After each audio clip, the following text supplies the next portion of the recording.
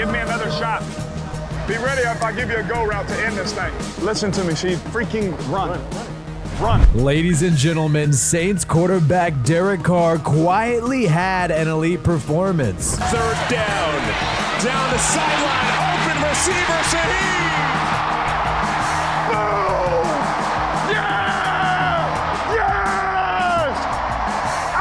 The national press is barely talking about it, and there were some suspect calls in that football game. We're going to compare Carr's numbers to the rest of the QBs in the NFL and take a look at how this defense performed and these pass catchers. Plus, ESPN has released a story saying that Derek Carr almost considered retirement before joining the Saints. The Saints are playing the Panthers this week on Monday Night Football, and we'll be live during the game doing play-by-play on our Raiders channel, the channel that I first started, WiFiWillie Raiders.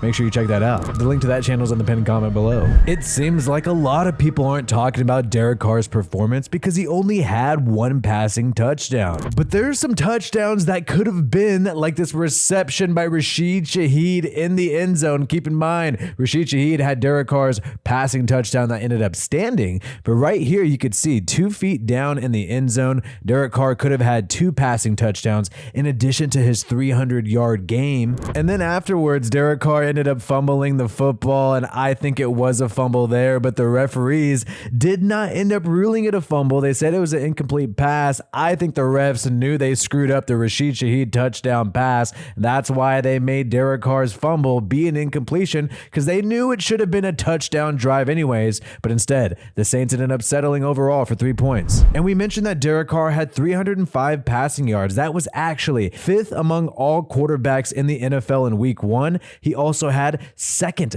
in yards per attempt and also 2nd in average depth of target. This is actually pretty insane. He had 9 passing attempts that were deep, which is 20 plus yards. That is the most in the NFL in week 1. So the Saints are trusting Derek Carr to air it out this year. And that led to him being 2nd in 20-yard plus completions in week 1. Only Tua Tagovailoa was ahead of Derek Carr. And keep in mind that long pass from Carr to Rashid Shaheed that ended up sealing the deal for the Saints. That was actually the longest air yards in week 1 of any quarterback. It was a 41-yard pass, and it was the longest completion by air yards in the NFL. And we know the Saints defense was absolutely dominant in this game, especially Marshawn Lattimore and the secondary. They ended up with 3 interceptions against Ryan Tannehill. He was just in complete shambles. And you got Brian Baldy showing this play by Marshawn Lattimore against DeAndre Hopkins. He had some help there, but wow.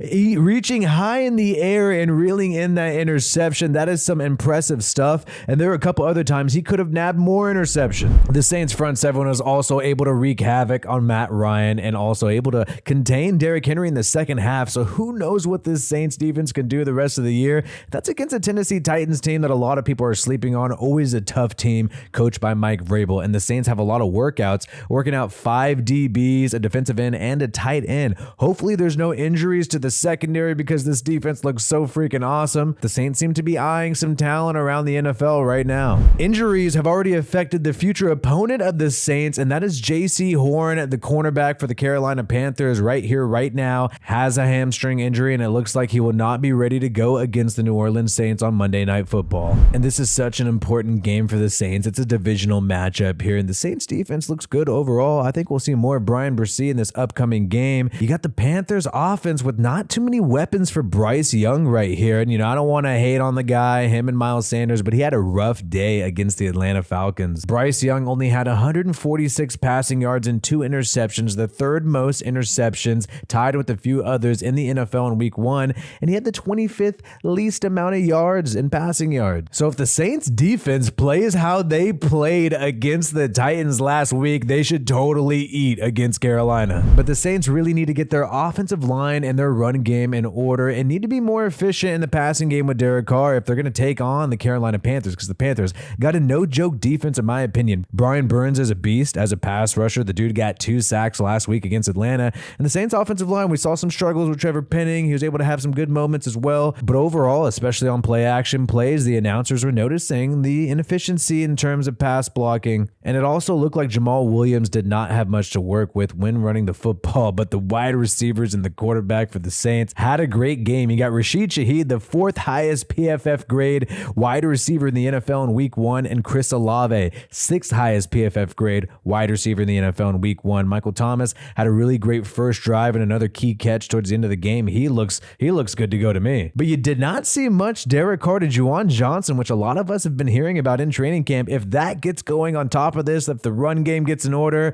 Trevor Penning, we know he does not have much experience. He's a very young guy. He'll keep getting better. This Saints offense could really eat against the Panthers and do even more damage in the NFC this year. And the Saints defensive line did great. A lot of people were wondering, is it still going to be a great defense here? And you got Granderson really stepping up, getting 5 pressures and 2 sacks here. You also had Cam Jordan getting a sack, Brian Bresee getting a sack as well. And Passanel also had a great game as well with 5 pressures, tying Granderson in this game, really getting after the quarterback here. We know in coverage, Lattimore had a great game, and maybe that's why this fan said this at training camp.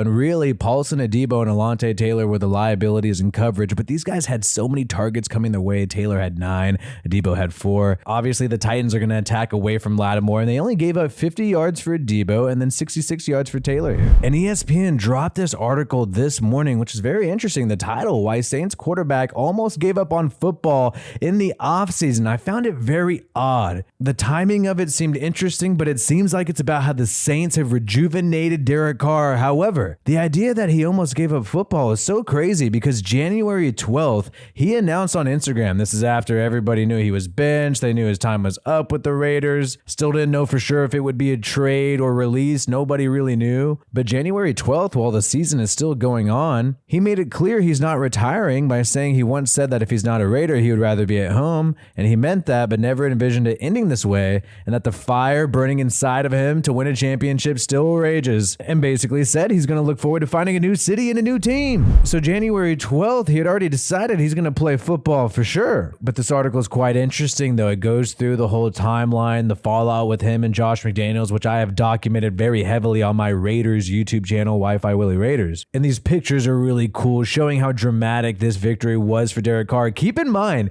he's actually the 2nd quarterback in Saints history to pass for over 300 yards in his Saints debut. So it was a really epic game for him, getting that victory at the last moment. But what was so cool in this piece is the writer Catherine Terrell of ESPN pointed out how Derek Carr was really committed to the Raiders and never wanted to play for any other team. And like we said, this must have been during the season because Derek Carr quickly announced in January 12th that he wanted to play football in the future and did not want to retire, even though he said he'd retire once a Raider, always a Raider. But obviously these circumstances were hectic, and then his mother made a comment in this article by Terrell, and his mother said at one point he kind of lost that enthusiasm, and he was like, I don't know, Mom, I don't know if I want to play anymore. I don't know what to do. So the Raiders situation was just really tough on him because he didn't want to go out like that. And it was just real nasty because I felt the Raiders and people who work for the Raiders and cover the team really tried to slander Derek Carr on the way out because they were putting this word out there that when Derek Carr was benched, he wanted to step away from the team facilities and he didn't want to stay there and be with his guys.